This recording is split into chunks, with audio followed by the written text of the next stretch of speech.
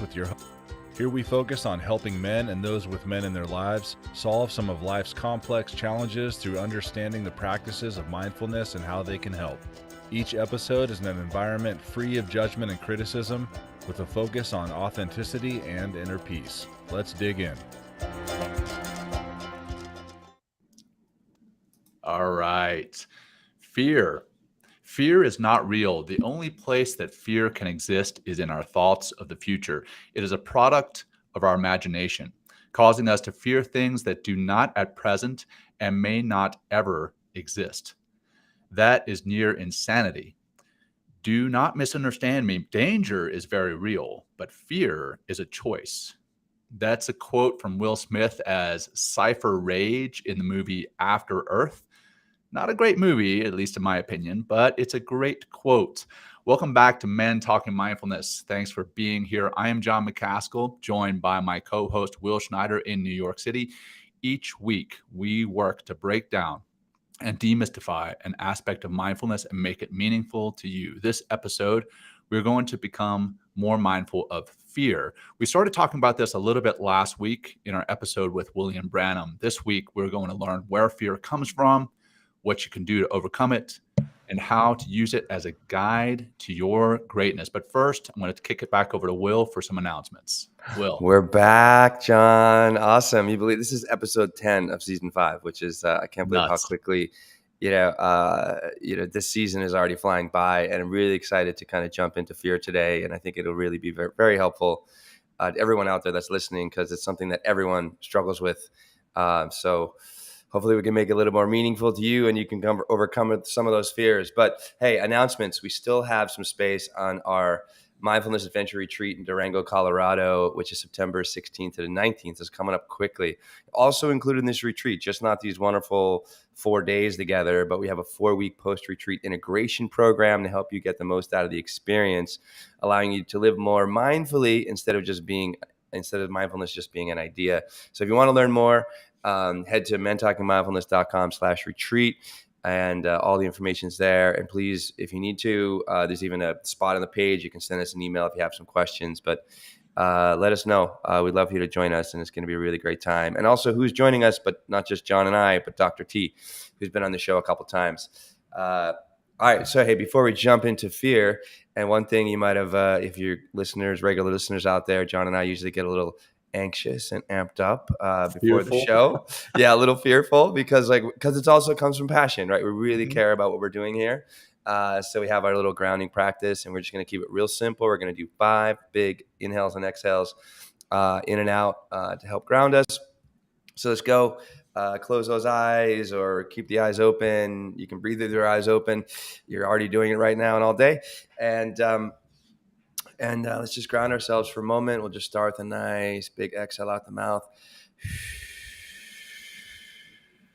Let's take a big giant inhale through the nose. Keep going, inhale. And exhale gently out the mouth. Good, more. Inhale, 5 seconds, 4, 3, 2, 1. Exhale out slowly.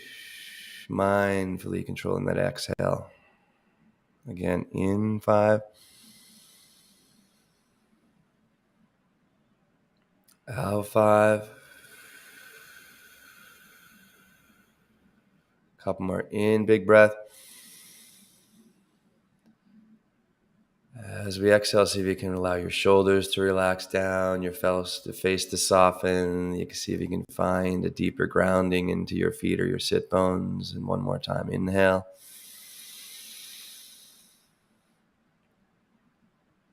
And exhale out. And get heavier, heavier, heavier, and ground yourself into the here and now. And when you're ready, make some little micro movements. Come back, and get ready. Open your ears, open your mind, and let's talk about a little fear, John. Let's do this. Yeah, well, I know you also had another quote that you wanted to jump into that's kind of helps to lay the foundation for today's episode. So I'll turn it back over to you yet again. Yeah, so this is from an old school, it's not super old school. He was around in like the 50s, 60s, and 70s, 80s. Krishnamurti. He says, what is needed rather than running away or controlling or suppressing or any other resistance is understanding fear. That means watch it, learn about it, come directly in contact with it. We are to learn about fear, not how to escape from it. Again, that's Krishnamurti. And I really think that's a great way to start, John, because instead of letting fear control us, running away from fear, resisting it, what if you lean into it, begin to objectify it, begin to use it as a tool, as a guide, as a compass, to understand yourself and on a deeper level and move beyond fear. What's possible, John? And I'm sure, hey, we're going to share a lot of personal stories here as well. And anytime that I've really looked fear in the face, and instead of staying as a spectator in the arena of life, but stepping into the arena and facing, the dragon of my fear, that's when my life really started to change. And it's not just in that moment, which has like a big impact, but that cascading effect, it's just like, oh my God, what else have I been fearing? And instead of, resisting it, leaning into it, and overcoming it. So, awesome. Well, yeah, I think fear, just like so many of the things that we talk about on the show, there's two sides to it, right? Fear itself is not a bad thing. At least I don't feel that it's a bad thing. Fear itself, it's a natural instinct. It protects us from doing stupid things, right? Right. It protects us from, I don't know, jumping off cliffs, right, without parachutes. And I know you've got a cliff story to tell later, but we're going to talk about, jumping off some ridiculously high cliff without any kind of safety net or safety parachute or whatever. I'm not going to go and fight a bear outside here in Colorado Springs. And in Jaws, the scene that always kind of elicits fear is the beginning of the classic Jaws. There's a young lady and she's swimming naked at night, and the great white shark. We're not going to go swimming naked at night with great white sharks, right? Because of fear, and that keeps us alive. It keeps us safe. What about the psychological and emotional sides where fear protects us, right? We're not going to say something that's very hurtful to a loved one, because honestly, there's a little bit of fear there. It may even be a true statement, but sometimes fear keeps you from saying it, which could be a good thing, but it could also be a bad thing. And then, potentially investing in a stock or in some type of investment opportunity that you know nothing about, fear is going to keep you from doing that, which will keep you from losing money. So it can protect you emotionally, physically, financially even. But it's the irrational fear that's the bad side of fear, and the physiological, mental, spiritual, emotional, all those aspects of that irrational fear that we kind of want to talk about today, and how to overcome those, why it's negative for you, what it causes in your body. We're going to go into the science of it. So yeah, let's talk about that irrational fear. That's the fear that is not real, right? So let's jump in on that, man. Well, let's actually first invite the audience into this conversation. So let's do it. Why don't we, hey, everyone out there listening live with us right now, share some of your fears in the comments. Would be a big help to us, because this is just a growing conversation, and John and I are just kind of facilitating this conversation, and we love your input because it just gives us a few more things to work off of. I think what you said earlier, fear isn't good or bad. Thinking makes it so. That's like a little take on Shakespeare. Fear just is. And it's a human experience, and it's very. Fear is important. It's because it kept us. As human beings, as a species, we're here because of those mechanisms of fear. Because we're not, like stupidly fighting the lion or the bear, or just randomly jumping off cliffs. Like there's an important aspect of fear. But what happens when fear becomes so consuming, and it just really becomes like this mental construct that's based on imagination, right? Of like, oh, what will happen if I do this? Or it's from memory in the past because, oh, when I did this happens. But I think what's really important here about fear, number one, to get to know the feelings of fear, right? Like where is that in your body, right? Like, so you can come back. I think it's a really great example of jumping off a cliff. Like, I mean, I definitely like, cliff jumping, but I'm smart. I'm not dumb and just jumping off any random cliff. Like, I go in and I check the depth of the water first, or you know what I mean? Or I've seen other many people jump off that same cliff and then come up and survive. Right. So, there is, you have to be calculated here and not just ignorant and stupid. I mean, that's like, that's stupidity. But like, so fear is a good, compass in some way, or not a compass as much as like it's necessary, but in some cases, for our survival, right? But I think what happens when fear is consuming, because we get the anxiety of the unknown, the anxiety of change, the anxiety of learning something new, right? Then that's just, fear isn't, that's when we really need to look at fear and objectify fear, instead of letting fear, like Christian Marty says here, that resistance, right? And stops us and prevents us from doing things. And everyone out there listening, like, just even take a mental inventory or drop it into the notes. It's like, when has fear prevented you from doing something, right? And it's happened to me, like, many times. So let's get into, those, some of the science of fear. I think would be a great place to start, because it gives us a good baseline. And I like talking from a scientific and research and psychological perspective in this case. For sure. Because it's, because we're all human. We all have fears. But then it's like, how do we process fear, Right. Well, again, coming back to, the raw primal fear that kind of protects us from doing stupid things, or protects us if we are already in a situation that we need to defend ourselves. So coming back to that, the fighting the bear scenario, right? Mm-hmm. What happens if we're fighting this bear? Our amygdala kicks in, that fight, flight, or freeze. That's the sympathetic nervous system kicks in, and that's going to shut down everything else. So, we're not going to be thinking with our prefrontal cortex. That we're going to be thinking about survival. The cerebral cortex becomes impaired. Our heart rate increases so that we get that blood flow, so that we can act quickly. Our respiratory rate increases. The adrenaline kicks in so that we don't feel pain as much, but the rational thought all kind of goes away, right? So when we are feeling fear in a true life or death situation, fear is a good thing. Here again, we're coming back to when fear is a good thing.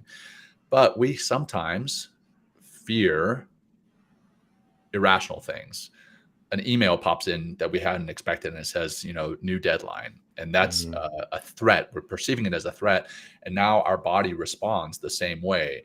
Our heart rate increases, our respiratory rate increases, the prefrontal cortex, the cerebral cortex starts shutting down, and we act irrationally. We start kind of living in a fog. So that's when fear is obviously a bad thing, but that's just some of the science behind it. It's the sympathetic versus parasympathetic nervous system. And we talk about that quite often on the show is how to tap into that parasympathetic nervous system. And that we've done that at the beginning of the show, just a couple minutes ago when Will was leading us through that grounding exercise. We just did some simple breathing. And I watched a great couple of TED Talks yesterday. Cindy Gaddis, one of our fans and friends, sent it to me on LinkedIn.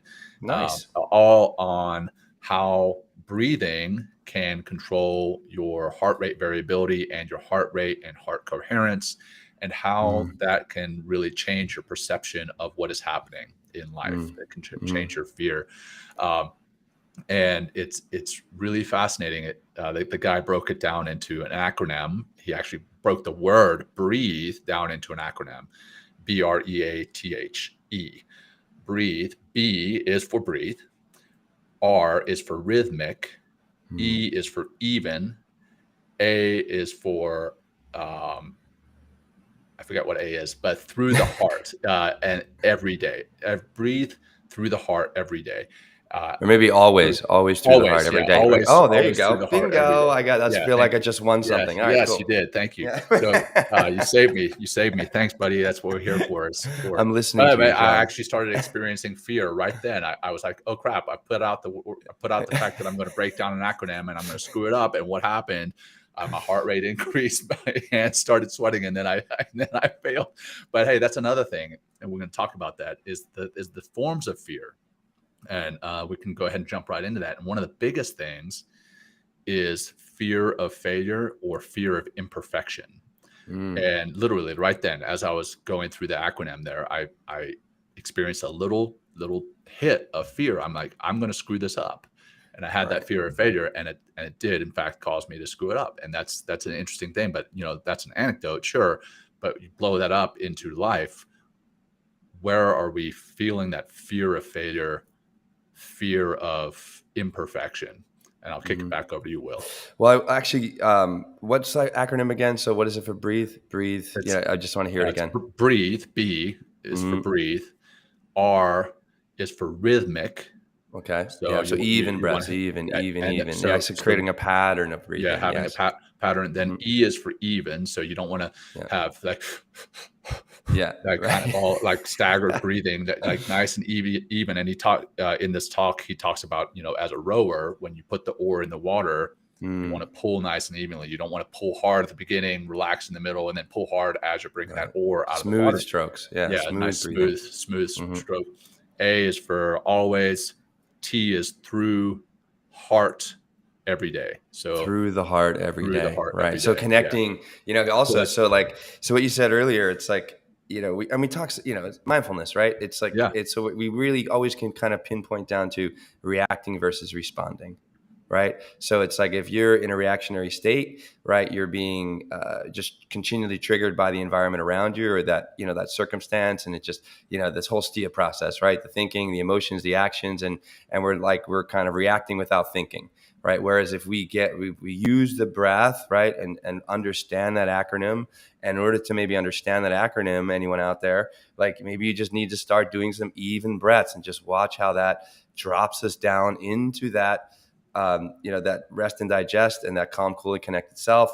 And we begin to have, we are of our mind, we are in the moment, we're with our body, we're aware of our feelings, but not hijacked by them. But let's get into some of these, I think, irrational fears. So here's the irrational. So we're not thinking clearly, right? We're not processing the world clearly because we're clouded by the emotional response to the circumstance. So where should we start, John? Well, I mean, we kind of already started the fear of failure and the fear of imperfection. Right. And here in the comments, there's a few folks who've said, fear of failure, public speaking. When you get into public speaking, that's one of the biggest fears out there, is second only to death. Right. But yeah, the reason people fear public speaking is tied to that fear of failure and that fear of imperfection, that you may say the wrong thing and that you may look stupid or sound stupid. But you know what? When you come up and show up authentically in your true self, that's when the audience is going to connect with you the best. We've seen it time and time again on the show. Exactly. Right. We're just talking before the show, saying we're going to be called, instead of raw, uncut, unapologetic, just authentic as fuck. Right. AAF. Right. I mean, because it's like we had it could be considered from a perfectionist point of view, a messy show last week. Like, I had technical problems, my sound, William dropped off, came back on, like I was in a different place. And then sure enough, it all worked out, and it all worked out exactly the way it should. And I think it's like, because we stayed authentic, because also, John, we're moving through the heart. We're here not to be like, oh, look how perfect. And, I sound right. It doesn't make a freaking difference. Like, it really doesn't. But the more you authentically show up, and when you're living in authenticity, right, you're living more through that heart, you're out of the concept of perfection, right, and what it should look like. We are so much. We live in this society where appearance, right, and that's just not physical appearance, but that's like how the words that I'm using, or how smart I'm sounding, and that just creates a, it prevents us from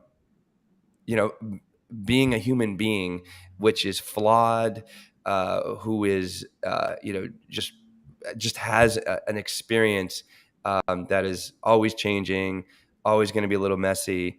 Right. And what I've learned, John, like the more that I fall into the mess, lean into the mess, lean into authenticity, things just work out all the time. And like I've taught thousands of classes here in New York, and I learned luckily very early on as a teacher, just by dumb luck or just a pure gift that I was here we go. Here's a fucking example of imperfection. Sitting in one of my first classes or teaching one of my first classes in New York City back in like 2009 or 10. And I have a packed class. It's like a 6 p.m. on like whatever, a Monday. So it's full room, like 50, 60 people in there, sitting down, trying to and I'm really new to teaching, right? So it's different, practicing yoga, but then try to speak to yoga and bring people into a practice is a very, very different experience. So I'm all in my head. I'm feeling all anxious and because I'm kind of hijacked in that sympathetic nervous system. I was like, all right, everybody, let's take a moment and feel our breast. And I was like, oh shit. Right. And so I had this moment, just like you were like, your heart was fluttering, earlier when you forgot always. Right. Yeah. I was like, oh my God. I was like, what am I going to do? And I had this like 3 or 4 second pause. And all of a sudden I just came out with, I'm like, well, this is going to be a fantastic class. And everybody started laughing. Everybody cracked up. And I learned in that moment, I'm like, oh my God, like, and then people even commented afterwards and then continually, like all these, over the years, like, thank you for not being afraid to screw up, because it gives me the opportunity to be a human being and be authentically as well. Right. And that's like how, we don't know exactly what's going to happen here on the show. That's why we like to do it live. Yeah. But like we've seen time and time again, like the more we lean into vulnerability and authenticity, right? More people show up. The show continually thrives, and actually makes it a hell of a lot more fun. Because I don't know if I'd be able to work with you, John, if you were a perfect. And we're perfectionists in the sense of like, let's get everything right, dot all the I's and cross the T's as far as from the technology side, get our notes ready. But when it goes live, it's like we're stepping on into this arena and just trusting our experience, then the preparation, but also what I love too, John, is working, our relationship here in the show.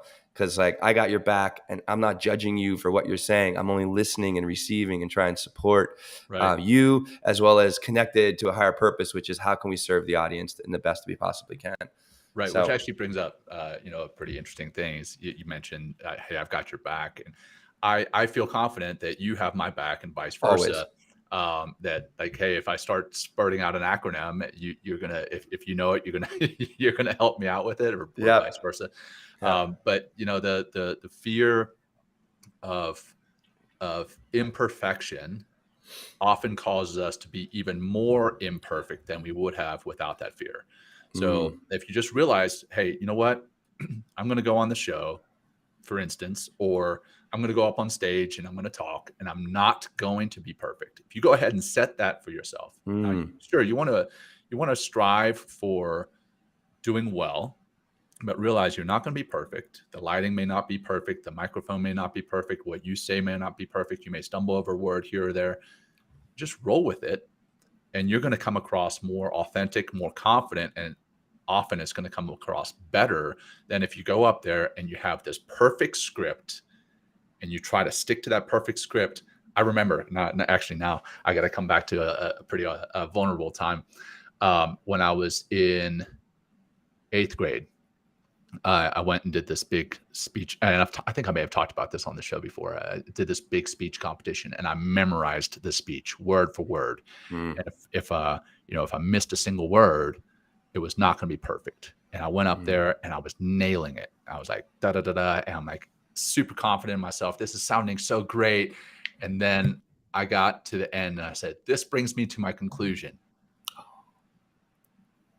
And I just froze. I was like, shit, I don't remember what my conclusion is.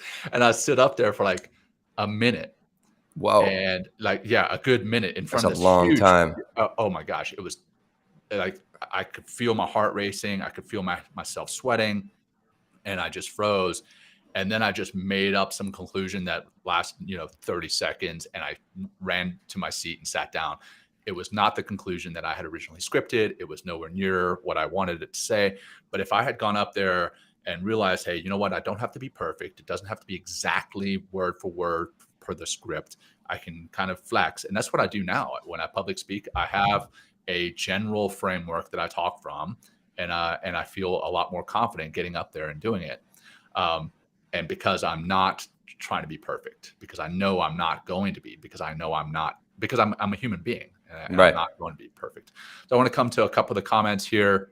Yeah. Let's see. One of them is pretty funny. I don't know if this is actually true, but Keith Williams, he says that Thomas Edison was afraid of the dark, so he invented lights. Face your fears. I love that. Exactly. Lean in, right? Yeah, for sure. Exactly. What is a Lean in. necessity is a mother of invention? Yep. Exactly.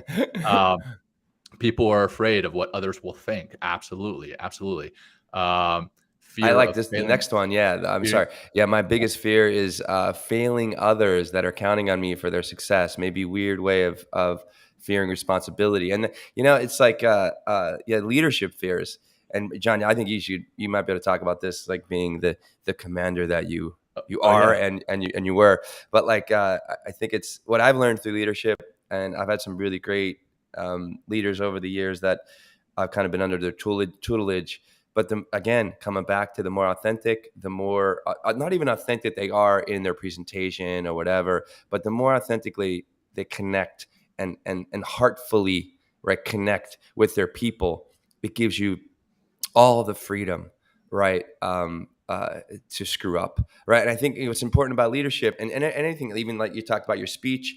I was an actor for a number of years, and we prepare, rehearse, and but one thing, if you really want to be a successful actor and really live in the moment, right? They say before you step on stage, just let it all go and just let it happen. Like, you prepare so much. That's what's important about, I think leadership or anything, like, or preparing for that talk. It's like, I think it's important to have strategy. It's important to be prepared. It's important to get ready, because that's like that's the biggest parts I feel of leadership, is the strategy and the implementation of the plan. And we don't know if the plan's never going to be perfect. Yeah. Never going to be perfect. What's important is adjusting, right, and having the flexibility, to adjust in the moment, in the circumstance. Because if you're a perfectionist, you're going to get easily frustrated. You're going to be yelling at people, and you're going to be jacked up with those, that cortisol and adrenaline and the sympathetic nervous system, and you're just going to be, boom, take yourself right out of the moment, right? And then if you're not living in the moment, you're living in your head. And if you're living in your head, you're just kind of looking for problems and looking for more ways that this is going to potentially fail, instead of using the circumstance, using the time, adjusting to what's going on, and then dealing with the circumstance at hand, because everything is changing all the time. Right. Yeah. And I actually had an executive coaching session this week where I was talking about that fear when you take command, or you take a new position at work, right? You get promoted into the position that somebody else held. And there's this imposter syndrome that many of us have. It's like, hey, I'm not going to be good enough. I'm not going to be as good as the person before me. I'm not going to be as good as the person I replaced, or I'm not going to be as good as the next person that replaces me. And so you end up spinning your wheels, driving yourself insane, burning the candle at both ends, trying to, be a perfect leader, answer every single email, do every single thing on your to-do list. And you end up, because you're striving so hard to be perfect, you wear yourself out, and you're actually worse than you would have been in the beginning.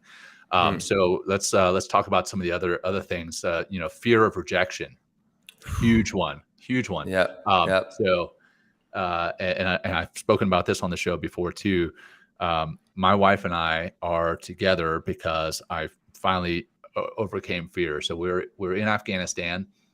Working together. She worked with me at SEAL Team 10. And I'm putting this out publicly now because we're married and we're way past the point of where we can get in trouble for it. But so she worked for me, and I called her up to my office, and, we had been hanging out, for those who are military and have ever been deployed, you end up with little places that you hang out at the coffee shop or by the coffee maker. It's just like any other workplace. You end up having little places that you congregate. We had been hanging out and sharing stories, and I realized that I'd started to develop feelings for her, and I was like, shit, should I tell her? I'm really, honestly, I'm fearful of telling her. I'm fearful of saying something and then her being like, oh, well, yeah, I don't feel the same way. I know, And right? Oh my God. I looked at this picture that we had up in the office. It was a lion. I've actually got a tattoo similar to it on my side. It's a lion, kind of like this, and it says, fortune favors the bold. And I was like, all right, screw it. I'm gonna do it. So I called her up to the office, and I was like, hey, I just got to tell you something. I told her that I had feelings for her. And there was this like really awkward moment. And I was like, oh shit, I've done it. And she doesn't feel the same way. And then she's like, I feel the same way. And we joke about it now. We joke about it now in that she was like, oh man, I wish I'd known you were going to say something, because I would totally would have been like, oh yeah, I don't feel the same way. Like she would have just been joking. Like it made me feel terrible. But here I am, fast forward 10 years, I'm married to her. I have 3 beautiful children, and I'm very happy in my place in our relationship. And if I had not overcome that fear of rejection, I would have missed it. And Lindsay, our executive assistant in the private chat here on the show, she says, I like you. Do you like me too? Check yes or no. Or I don't know. I think that's an old country song. I can't remember if it's can't remember. Hey, if you remember who sings that, put it in the comments. But yeah, it's a classic country song. And yeah, that's basically what I was doing. I would have passed her a note in class. It said, I like you. Check yes or no if you like me. But yeah, overcoming that rejection and not overcoming that rejection. What do we miss out on? Right? We miss out on potential love, right? We mentioned 3 kids. 3 kids. Yeah. I would have missed out on 3 kids, which sometimes I'm probably like, oh no, I'm just kidding. I love them. Well, when you were telling that story, John, just to kind of come back to like, fear lives in memory or imagination. I was watching you because I've got to know you, John, over the years. And when you get nervous or you're kind of like might be a little reluctant to kind of say something, or before you say it, like you kind of roll your tongue on your mouth or something like that. I saw you reliving this fear of like stepping up to the plate and asking out your wife. And it's amazing. Like, I mean, fear, it's a real thing. It's a feeling. And, we can go back into the memory. I'm even just getting kind of a little nervous when you were talking about that circumstance, because reminding me of times that I've kind of put myself out there. And, it was George Strait. Thanks, folks, for those who are commenting in the comments. Yeah. Yes, and I can't believe I missed that. Yes, it was a George Strait classic, and my high school girlfriend would be furious at me for not knowing that, because that was one of my first concerts, was the George Strait concert. But yes, man, the fear of rejection, huge one. Mm-hmm. The flip side of that is the fear of success, right? A lot of the time we go into something, we're like, okay, if I do this, I could be astoundingly successful. Well, what if I do attain that success? What then? And now we have fear of that. Let's unpack that a little bit. Will, you want to talk about that at all? Yeah, I think it's like, the fear of change that kind of comes from the, letting go, like the fear of the unknown. I think it's like we can talk ourselves out of doing things that are meaningful to us because of how comfortable we are with the way things are right now. And by stepping out onto that skinny branch and really, visualizing your success and like, you're not going to, you don't step forward to fail, right? You step forward to succeed, because how that success and all the little dots that are going to connect in order to create that success aren't clear, right? Because, the mind only knows 2 things. Right. The mind knows the future or the past, right. And has no place in the present. And this is why meditation is so important. So we can kind of like begin to objectify, the past and the future. But because the mind, and the experience of the mind and the memory that has developed around the mind doesn't know what it's going to take, or what it's going to look like into the future.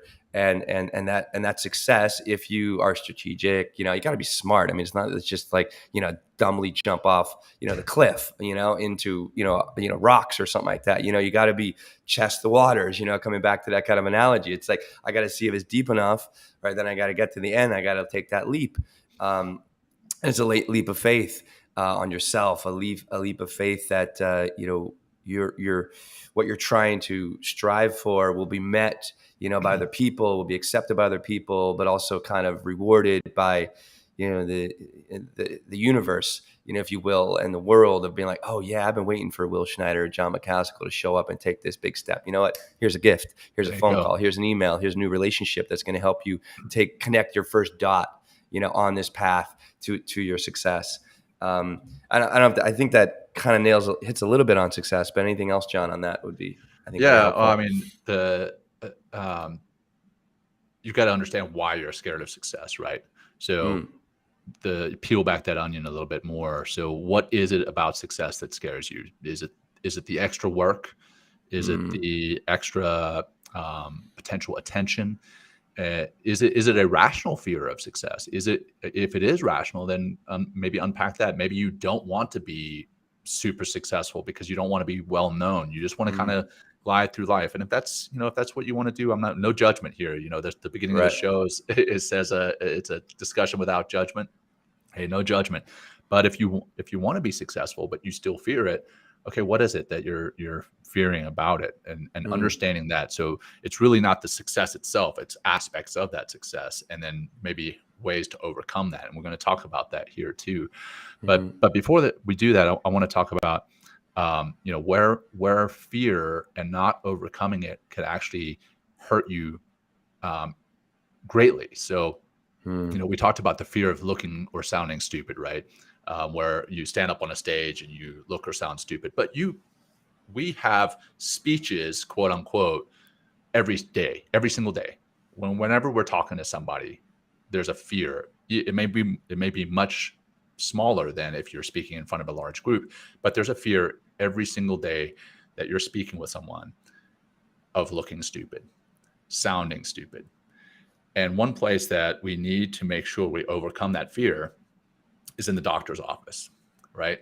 Like I'll admit, when I go into the doctor's office, so my wife works in the healthcare field, I go into the doctor's office with her, and it may be some type of checkup for myself, and they instantly turn to her and they start talking medical terms, all the medical terms. I'm like, hey, can you guys stop using the medical terms, because I don't understand what you're talking about. Or if I go in by myself, their fear is even more so. I'm like, well, I don't have anyone to support me. But they're talking to me about this health risk or that health risk. And I'm just like, okay, yeah, sure. And I just march on. Well, is that the safe thing to do? No, it's probably safer to ask a question and quote unquote look stupid. You don't actually look stupid, but you think that you do. Yeah. And then you end up missing out on very important, potentially life-saving information. So that's where, I want to talk about what not overcoming fear can potentially keep you from achieving. Well, it can potentially keep you from achieving better health, or knowing when there's a very critical risk that you need to get addressed. Yeah, I think that's a friend of mine. She's like, why are men so afraid of going to the doctors? Yeah. I mean, like you kind of hit on a few things there as far as like, I don't really want to know what's going on. I honestly don't want my first prostate exam, but I think that's, but I think that's something that's critical, and necessary, because it's like, I'm looking, I want to live, I don't know how long I'm going to live. I mean, it can be over very quickly. But overall, I mean, I see my life, I see living a long time, and health is very important. And, and if you're a little reluctant, and as I say this, I'm like, I need to make an appointment for the doctor, just because, oh my God, I'll be turning 50 this year. I can't believe it. But, just step in the arena. And I think one thing you mentioned earlier too, it's like people love to be asked questions, John, because it makes them feel important. Yeah. Yeah, a that's lot of right. times. So just by asking a question, you're like, oh, hey, let me show you how smart I am. Or, or it's like, let me help you. Let me help Right. you. That, and we talked about Yeah. that last week with Yeah. William, right? Mhm. By letting someone help you, you're actually helping them because Yeah. they feel that sense of accomplishment, and Mhm. it really is helpful that in that sense. So Yeah. yeah. What about what else does fear keep us from doing? I know fear can keep us from having a lot of fun, right? Like Oh, yeah. maybe It's true. in something as silly as, hey, I have a fear of getting on a roller coaster. Well, roller coasters can be fun. They can be scary, but they can be a lot of I fun. So maybe love you're them. missing out on something that simple, but maybe you're Yeah. missing out on something even bigger in your life that's fun. Like myself, coming back to that story, I love my kids and they are a lot of fun, a lot of fun. Mhm. They're a lot of work, but they're a lot of fun, Right. and I would be missing out on that if I hadn't overcome that. And then I want to talk about where we've already touched on this, but the fear of failure. Yeah. It's ironic Can I that come back to just the fear of fun, John, and then we'll oh talk yeah, about failure? please, Is man. that I'm okay? No, sorry, no, no. I Okay, stepped yeah, all no, no, right don't off. worry about it. No, Yep. I'm with you. I'm with you. So that the fear of fun. Like I've in the past, in the through the yoga world here in New York City, like I've held lots of retreats. I've had over, I don't know, a dozen or more, and sometimes we go international with a group of people and have a lot of fun. Um, and I took a group to Guatemala. It was like March of 2019, and we had a really, really great time. Good group, and Guatemala down on Lake Atitlan is just a beautiful place. It's this crater lake, and all these, you know, um, different cliffs and stuff like that. Different places to hike. I mean, the water is really gorgeous. They call it Eden on Earth, and it really is. I mean, it's just a really, really great spot. And so we had a group of, I think it was 10 people. um, you know, a kind of a good mix, a good different, diverse group of people. And the one day we went on this. I planned like, let's go on this hike, and we'll have lunch at this place, and then we'll be able to go swimming, and I think we did some kayaking that day. And there's this one place we're able to do. I think at the time it was like maybe 25 or 30 foot cliff jump. So it was actually off it wasn't like on the rocks and jump into the water, but the built into the rocks was like some sort of plank or some sort of deck. So it was like kind of like, it was it was a is an easy jumping off point because it wasn't kind of precarious getting up to the top of the cliff before you jump off. And people have been jumping off this place like many, many, many, many times. I've jumped off it because this is like my second retreat at this location, or maybe it was the third or something. Really great spot. And there's this one student that came on the retreat, and she was really, really, really, really scared and to jump off the cliff because she's never done anything like this before. And I was like, and a bunch of us already jumped off, and I was like, hey, like, you don't have to do this. Like, I mean, I'm supporting her regardless of her decision. I was like, but you've seen enough of us jump. It's perfectly safe. I was like, and what is on the other side of you jumping off this cliff into the water? Like, what's on the other side? And I just left that question in her head. I was like, you do whatever you want. And I'm here to support you 100% with whatever you choose. And sure enough, she was like meandering back and forth and like kind of pacing, like, oh yeah, I can only imagine what was going on. That conversation in her head. I think we can all imagine what that would be like. Oh fuck, oh my God, what's going to happen? And she took the leap, and she jumped in the water, came out of the water. I actually have it on video. And she came out, I was like, oh my God. And she probably jumped like a few more times. And from that day forward, I think it was like an 6-day retreat or something like that. And I think we did this on like the third day. Like the other 3 or 4 days that we had left in the retreat, she just kept knocking over one fear after the other. And you could just literally seeing her transform from that one moment of fear that held her back, that all the resistance in her mind, all that imagination, all the emotions that were coming up, in that particular circumstance were just gone. And then she started to really understand fear as just an imagination, just a memory, just a feeling. And then we came back to the city after the retreat, and I held like a kind of a post retreat gathering like a month later, and we kind of checked in with the whole group and just having fun. And she just started talking about how she's dating differently, how she's Nice. showing up at work differently and standing Changed her up for life. herself. It changed her freaking life. And Yeah. because of that, from that one particular circumstance. And And it was, I mean, it was awesome to experience that, and That is to awesome. give that opportunity, that gift to somebody. It just felt amazing, and I really, it was I love so that. happy to see that. That's Yeah.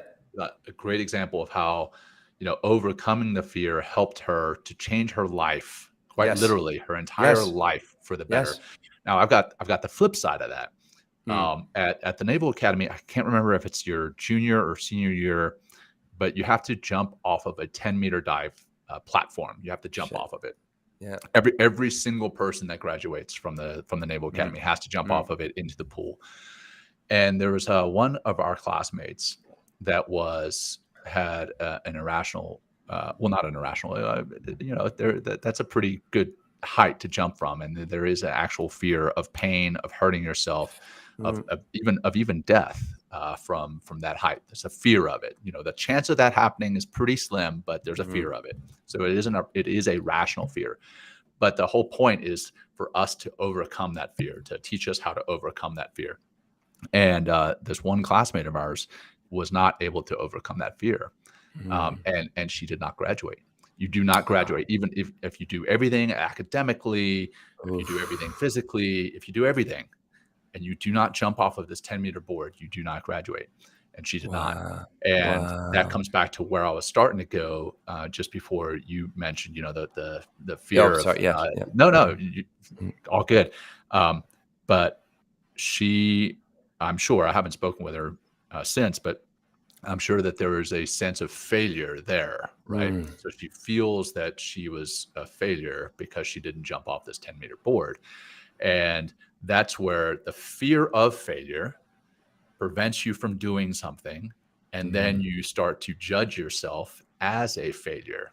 And it's the Mhm. flip side of what you mentioned, Will, with your friend who jumped off the cliff in Guatemala, how she suddenly was confident and was able to overcome other fears, knock all these other fears down. Now, this other individual that I'm talking about, who knows where she may have struggled in overcoming fears since then. Now, again, that's a single anecdote, and Yeah. hopefully, Right. since then she's overcome some other fears and has gone on to be a great success. But the point is that the fear of failure often causes us to not do something, and then we Mhm. judge ourselves as failures for not doing that one thing. So it's kind of Right. a ironic thing. But Well, I think it's let's also, let me just double on that, John, but yeah, also typically if you, I mean, I would, in those circumstances, if you don't take that leap, right, figuratively and literally, um, uh, then you're judging yourself, but you're always, that memory is there and there. And how much is that living, right, in all the other circumstances in your life where it's like, where the risk is there. I mean, this is like, risk and fear are very closely tied together. But the risk of the reward on the other side versus the risk and not taking the risk. And then what do? You just bury yourself into into that emotional state, that, like, right, what, in the yoga philosophy they call it, it becomes a sankara, right? So it becomes a rut, and you keep running through that rut, keep living through that rut, keep thinking through that rut, keep doing things in that rut, and you never are able to get out of that rut and see, the field of opportunity and everything that comes from taking that leap, and and taking that risk and getting on the other side of the fear, on the other side of of the risk. um, I and it like really that makes a big visual. deal. Yeah, it The makes the a the really, yeah. field of opportunity. You're not able to see that, and I love No, you that. can't, because you're Yeah, stuck. You're stuck in a you're rut. stuck Like, you're, in that rut, and the right? more that you, yeah, the more that you continually live through that rut of fear, it just gets deeper and more concrete, and it's much more difficult to get out of that. Right. Because it really requires a lot more work. It requires a lot more support, but it's not impossible. It's just, but as time goes on, as we get older, I mean, literally, they call it like Alex Sankara, because the mylar. I mean, I think the sankara is an agrarian term that means rut. But the when we, in the mind, right, when we keep uh, um, moving through that rut and moving through the same neural networks in the brain, the mylar sheaths, which are like kind of the insulation around the nerves, if you will, um, just keeps getting stronger, thicker, thicker, thicker, and it's really hard. it's more challenging to access that neuroplasticity, right, which we talk about, in order to literally change the brain. So just to being aware of that, like if there's something out there, whoever's listening, that you need to do and you've been wanting to do, find a way to do it, Yeah. or get support. Yeah. Let's talk about that. Let's talk about overcoming the fears so that you can, in fact, rewire your brain so that you can overcome other fears, knock down those other dominoes, knock down those other fears. And let's figure out what overcoming fear looks like, because that's, again, we've talked about this before on the show. Courage is not the absence of fear. Courage is having fear and doing something anyway, overcoming that fear. So let's talk about ways that we can do that. And Brian Ward here in the comments says, Yes, it's helpful for me to talk those fears out loud. Others knowing the fears can help overcome them, and you have a sense of community. That's a great one. Speaking that fear out loud. Yeah. One of the things that we do, and we talked about this before, is fighting it. Like, hey, as you're walking up on stage, you start to get nervous. You're like, oh no, I'm getting nervous. Oh no, I've got to tense up. I got to fight this. I got to fight it. And then it just becomes worse. So one, don't fight it. Work to overcome it rather than fighting it. Take action. Take action in the physical world instead of internally, fighting within, your mind and with your feelings in your mind. Like take action. That's like, I think that's a good point too. It's like, fear is in the mind and in the body, right? But like, to overcome it, you have to get into you have to take a step in the physical world with this, right? In order to prove to yourself, like, oh, I didn't die, I didn't completely embarrass myself. It's like, I might not have been perfect, but it still worked out, right? And it's just like, and it only, it comes through action. It comes through action. Not just the idea. And also Brian here, I thought, was a really good what he mentions here about having a necessary conversation with his father. That he needs to have, wants to have. And he just even said, you guys are kind of making it a little easier to have amends with my dad. It's my fear of rejection, he says, or this reaction, or his reaction to my olive branch. And, I think it's like, what's important also in this context. But it's raining. I should probably close my windows, but fuck it, my plants will just get a little more water. Yes. Anyway, sorry. I'm just being in the moment, in the environment, John. That's right. Don't fear the rain, man. Don't fear it. Okay, fine. I fear staining my windowsills. Okay, I'm just kidding. But it's like coming from. There's something about speaking, living, and doing from your heart. Really apologizing if that's what you need to do, or really standing up for yourself. We heard William last week stand up for himself when he wanted to be a SEAL. And there's something about broadcasting and living and speaking from the energy of the heart that just melts the environment, melts ourselves as human beings. I think it reminds us that we're all human instead of just like these computers of thought all the time. And who knows? I mean, and I'll tell you what, even if Brian, even if your dad in the beginning is like resistant to the olive branch, by you taking action, and anyone in this circumstance, something like this, and speaking those words and speaking from your heart and really saying whatever is apologizing or whatever it is, like, that's no longer with you as well.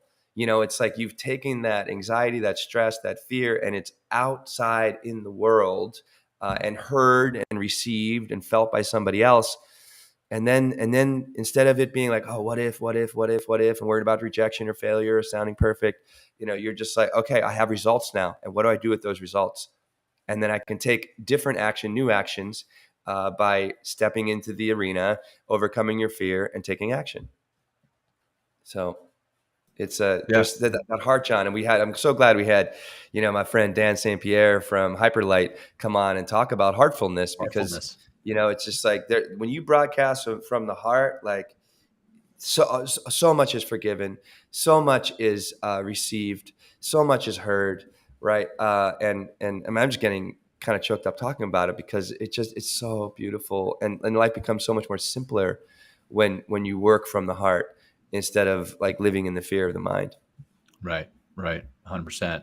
Mm-hmm. And, coming back to what Brian mentioned as far as ways to overcome, naming it, and figuring out that, and naming and addressing, objectifying your fears. Yes, And that's then, super key. Yes. yeah. And then identifying it as a fear, and then kind of thinking through the scenario. What are you fearing? Are you fearing the most likely scenario? Like, okay, if you jump off a cliff and there's no water at the bottom of it, it's just rocks.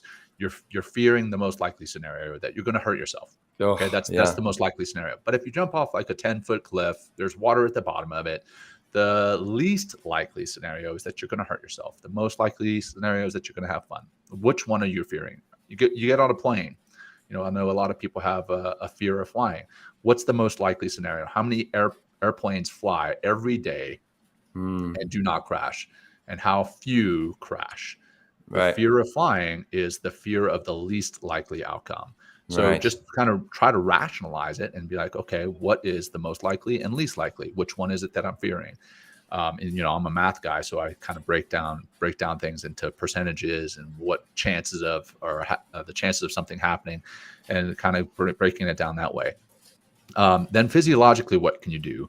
We talked about breathing, Mm, regulating your breath. You're tapping into your parasympathetic nervous system by doing a slow, regular, rhythmic, even breath. As you mm, do that more and more often, not the deep breath. Like a lot of people be like, hey, take a few deep breaths. Sure, a few deep breaths are going to help, but the regular, rhythmic, even breath is what's going to really help you to tap into that parasympathetic nervous system and really kind of change the way that you're feeling about something. And then facing fears regularly. You talked about your friend Stephanie, who jumped off the cliff. She faced a fear, and then that gave her the confidence to face another fear and overcome that, and face another fear and overcome that. If we face the fears regularly, we're going to have more mm. confidence, and we're going to be able to overcome more fears. There's the quote, do one thing every day that scares you. And I know this Yeah. quote has been misattributed to Eleanor Roosevelt, but it doesn't matter where it comes from. It's a powerful habit to get into. If we do Right. something every day that fears, I mean, heck, doing this show right here every day, every time we do it live, there's a little Right. bit of fear. Hey, is it going to be good? And Yeah. and then hey, you know what? We find out, hey, our tech is flawed, or we said we flubbed on something, and it's okay. It's okay, because we're not perfect. So doing something every day that scares you, realizing that you're not going to be perfect, Right. visualizing the opposite thing happening. So, if I come into the show and I visualize that I'm going to flub and I'm going to say the wrong thing, or our tech is going to suck, and then I flip that. If I visualize the opposite, I'm like, hey, you know what? This show is going to be awesome. We're gonna knock it out of the park. If I can visualize that, then that's going to also give me the confidence to overcome it. So those are some tools that we can Yeah. use. What else? Will, what did I miss? Well, no, I think it's like, it's funny when what you just talked about as far as like, oh my God, I hope the technology doesn't do this, or I hope, I sound okay, and you're like living in the fear. You're almost prognosticating what will happen, because it's just funny how like, the mind is so powerful. That like if we have all these thoughts and have all these fears, like some that stuff might really show up, versus like I'm going to do the best I can. I'm going to flex and flow, with my boy John, and I'm just going to have a great show and have fun and be authentic and be vulnerable. And like we're always like, I think again, it's like, and I'd like to talk a little bit about the military, John. It's like prepare, prepare, prepare, prepare, prepare, right? And you prepare, prepare, prepare, because when you step out onto the battlefield, you step into the arena, you step onto stage, you step into that meeting, you don't know what's going to happen, right? And the more prepared you are, right? And sometimes it would be, I did a lot of personal growth work through Momentum Education, which is kind of like Landmark Forum, and they had a recipe for having a difficult conversation. And one thing I would do in order to have that, I would first break it down, because it was like, I can't remember how many steps there were, maybe like 4 or 5. And it was good. It was like acknowledging the person, acknowledging your feelings, but not saying you're feeling this way because that person made you feel. It's just a feeling, and really getting clear, but also, rehearsing that. Like there's been times where I'm like, you know what, I'm just going to rehearse this conversation with like, a friend of mine. So when I do step into that place to have that difficult conversation, the heart rate's going up and I'm nervous. And I've done this many, many times, like, kind of making a request as well. It's like, hey, I want to do this and I need your help to do that. Is it possible? And that could be asking for a promotion or something like that, but even rehearsing and preparing and then stepping in there and asking, making that request. It's amazing what happens when you have the guts and the courage to step out. And typically another human being might be like, oh, well, shit, I didn't think you were going to ask me that. Like, oh yeah, you can definitely have that, just because of the sheer courage and the balls that you had in order to make that request. Right. Or at least you tried, and you can walk away, be like, oh, well, I tried. It didn't work out completely. And yeah, I might be a little upset, but like, I did it. Like that energy is no longer inside me. It's out here in the world, and it's not going to mess with my mind anymore. So exactly. And I got to highlight some fun comments that are coming in here on our Army, YouTube Navy channel. shit, Yeah, of course. So, Andy Brian, Rise, where are you, brother? You're gonna get crushed, dude. That's You're gonna right, get crushed. Andy Reese, he's going down, man. So Brian had mentioned earlier in the comments that one of his biggest fears is that Army will lose to Navy. Mike came back. He said, you really just need to breathe through the inevitable fear when Army loses to Navy. And Brian came back again coming back to the stats and figures that I was talking about. If I go with the lower expectations and think through the most probable scenario, Army loss looking at the last 20 years, then anything other than that is a good day. So I love the fact that you guys are having fun in the comments. Love the engagement. Let's start to wrap it up here, brother. Cool. I think we're doing. We've done some good stuff here and talked about some good ways to overcome the fear, the irrational fears that we have, and what those irrational fears do to us. Any closing comments, and then we'll wrap it up with a closing and irrational fear overcoming meditation.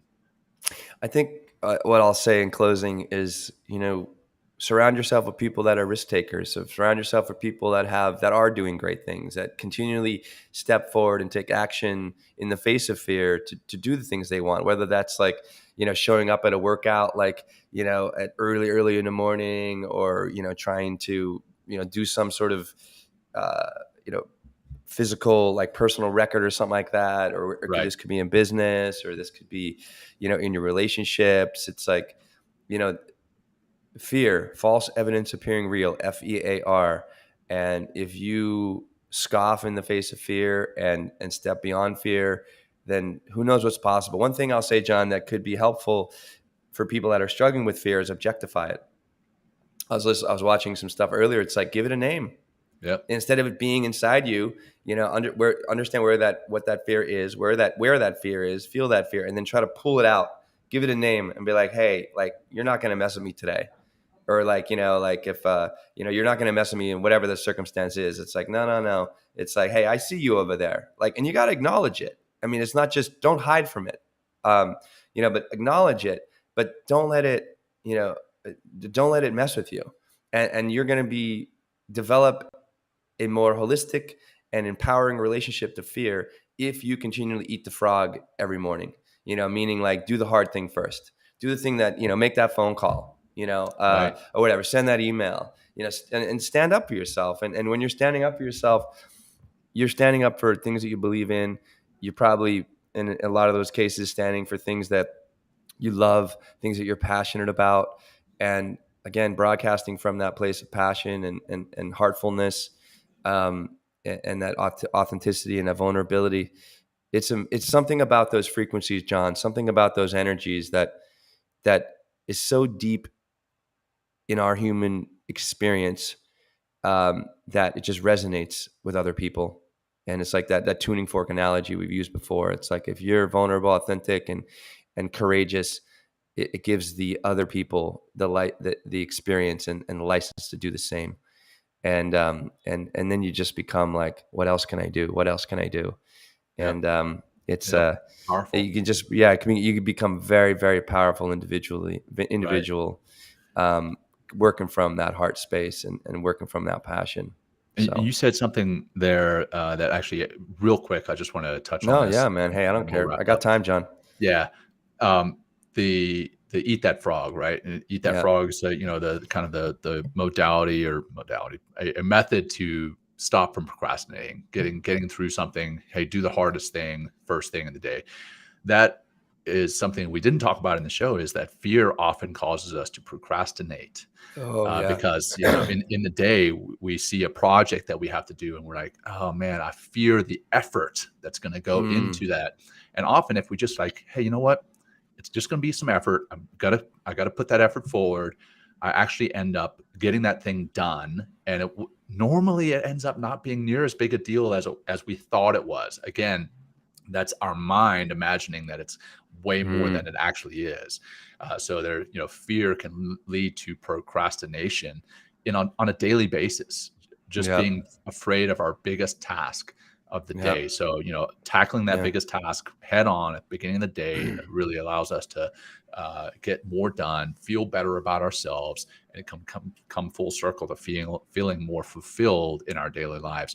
So you mentioned that Eat the Frog. I just had to make sure we and it works both ways, John. Like you either, do the work, show up, feel the fear and do it anyway, and keep going and going. And then you're just stacking up. You're just stacking up like wins, if you want to call them wins, whatever, you're just success, or like action, doing, right?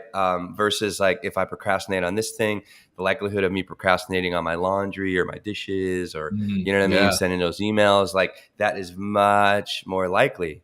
I guess kind of like attracts like, if if you're just procrastinating and you're just gonna sit on a whole pile of shitty procrastination, that's gonna just hold you in space, right? Hold you in the same place.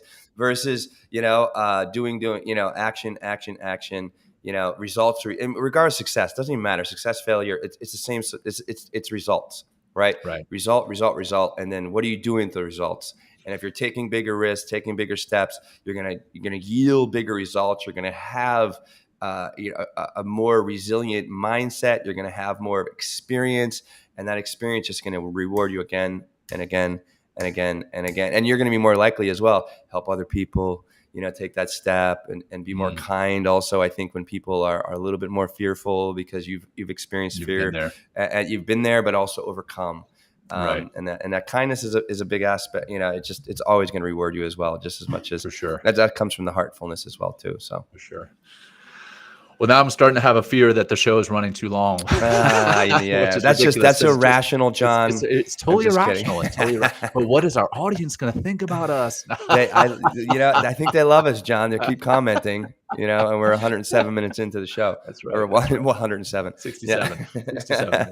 All good. So, all right. Well, let's do our finishing grounding practice, kind of to put a bookend on the end of this show. And to allow us to go into our day feeling more confident, braver, less fearful than we came in.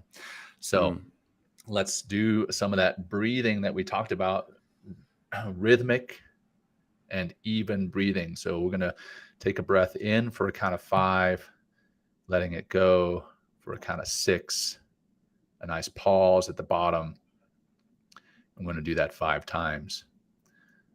So letting it out all the way to begin. Deep breath in.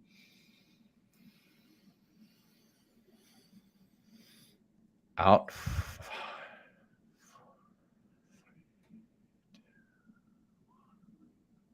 Holding at the bottom, empty.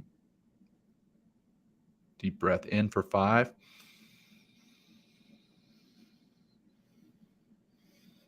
Out for 6.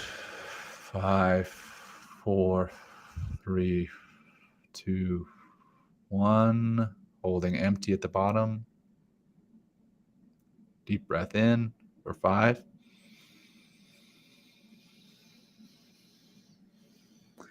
Letting it out for 6, nice and even. 5, 4, 3, 2, 1. Holding empty. Deep breath in for 5.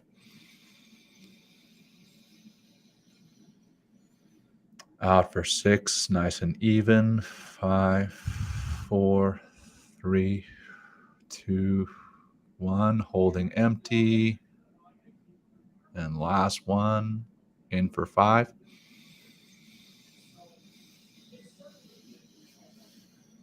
And out for 6, 5, 4, 3, 2, 1, and empty.